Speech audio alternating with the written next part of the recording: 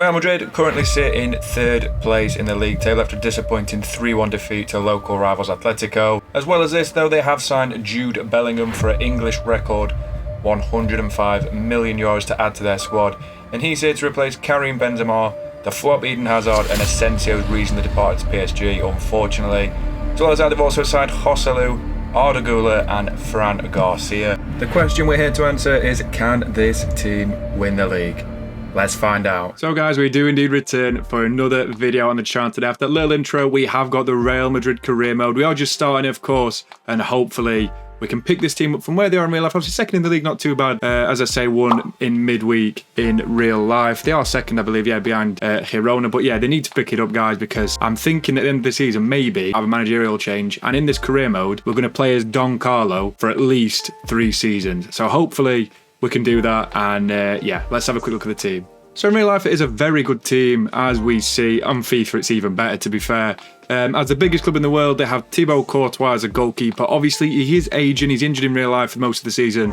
So we're going to stick to realism and play Kepa. Don't you shut the fuck up. For the majority, I say majority of the games, for at least half of the games until Courtois gets back. We might need a little bit more backup for the bench. We've got 2 decent left backs. Obviously, we've signed Fran Garcia as a backup to Mendy, although he's played quite a lot in real life because Mendy is very injury prone. Obrador's not too bad. He's out of contract soon. We've got a very good back line as we see Rudiger, Fernandes, Alaba, and of course Militao. I mean, it's very strong, very, very strong team. The new club captain, Dani Carvajal, obviously getting on a bit. So is Vazquez, 31 and 32. We might need to replace him. Yes, that's correct. That's correct. This bit is the bit which is beautiful. Very, very sexy. What? Indeed, we see Tchouaméni, Camavinga, Modric, Cruz, Ceballos, Valverde, and Bellingham. It's a very, very good midfield, especially on paper. In real life, though, the potential is all there. Even Jude Bellingham has the potential to be special. As I say in the intro, we have just signed him for €105 million.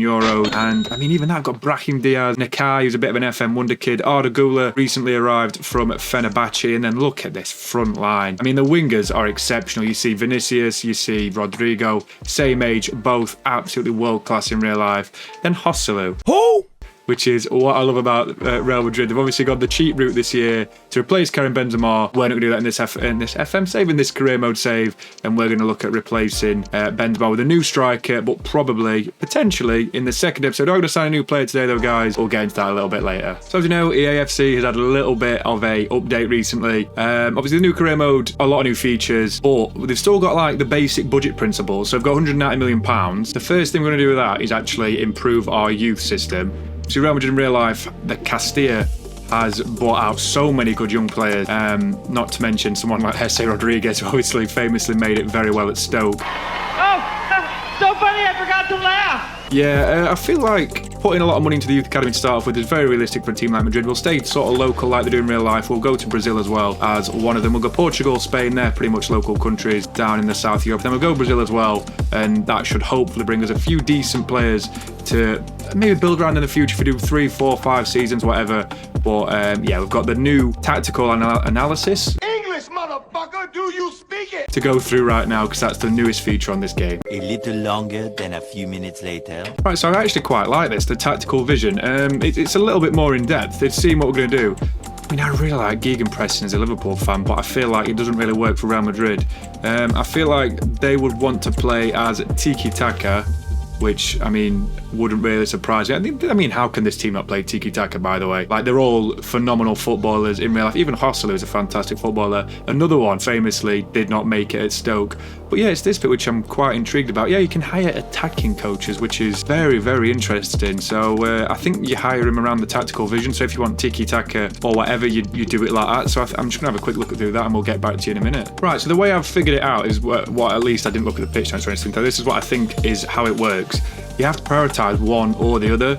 And we've decided to go for attack because we're a very attacking team in real life, or we're hoping to score more goals, especially when we sign this new striker as well. So yeah, midfield's taken sort of the backseat, so is defence. Goalkeeping, I mean, pretty much can max that out. I don't think that's too difficult to do. No, it's not. So yeah, we've maxed out goalkeeping as well, which will help the goalkeepers increase, I'm guessing. I'm Captain Obvious. It's a nice little addition this year, I'm not going to lie. I think like they've actually thought about stuff a little bit more, which is, again, surprising for EA since they don't tend to do that. And they don't take career mode as serious as they should do, because I'd pay full price for a career mode game if I could, rather than Ultimate Team. But yeah, we've started off quite nicely, and we're going to see our first signing of this save so far. So a player who I think we're readily happy to come back to Real Madrid. Obviously, we signed him from FC Tokyo. Will be Takefusa Kubo. Very, very talented winger in real life. Really made a name for himself at Real Sociedad and really taking it up a gear. So if we get a decent, sensible agreement with him, I think around 35 million will be what it takes. Could become very good backup. 40 million plus sell-on clauses, Jesus. Very good backup to Vinicius and Rodrigo because they're really the only two main wingers. £38.2 million, that was quite easy to be fair. We agree, I believe, with Ernesto Valverde, I think their manager. Decent little signing, let's see him holding this shirt up.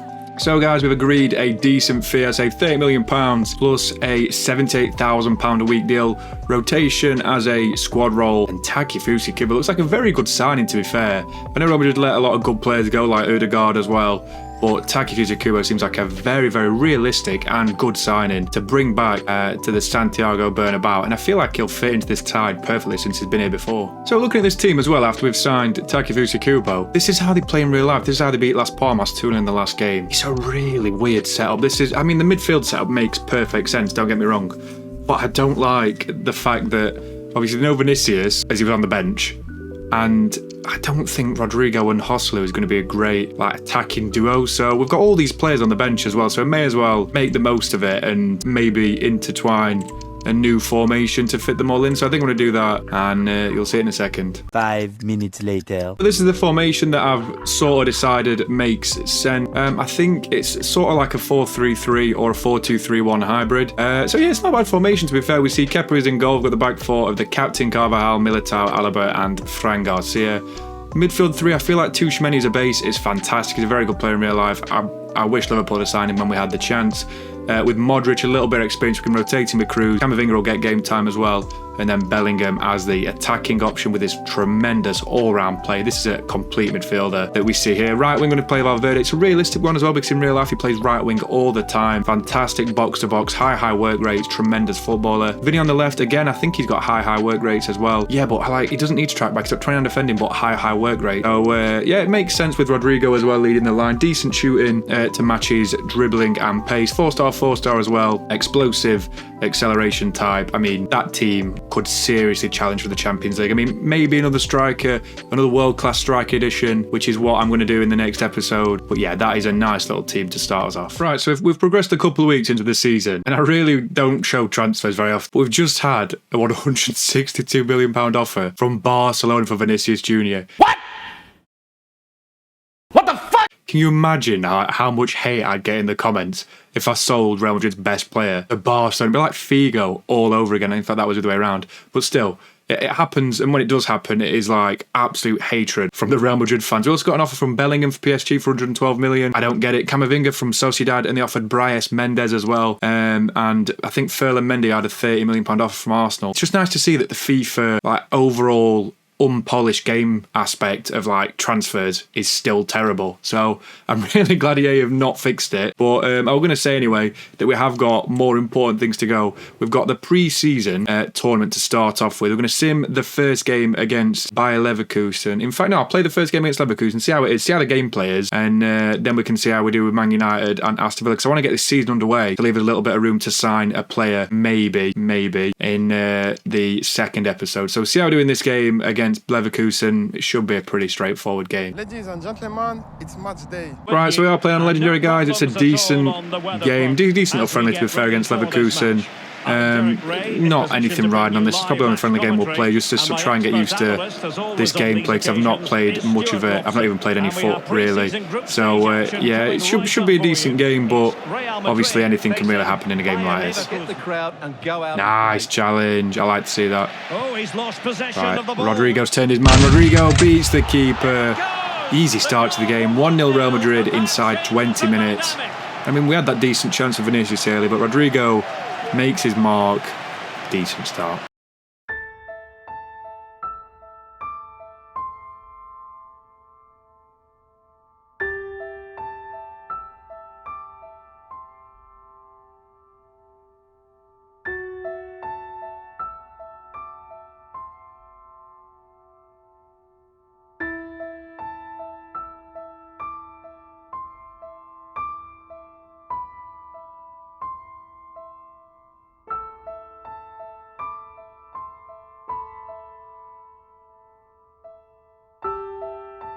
start from Madrid this season. Let's hope it doesn't continue because that is awful defending. All ends up it's just a bad game, guys. Not great for us so far. We'll see how we do in the other friendlies, but I can't see it ending well.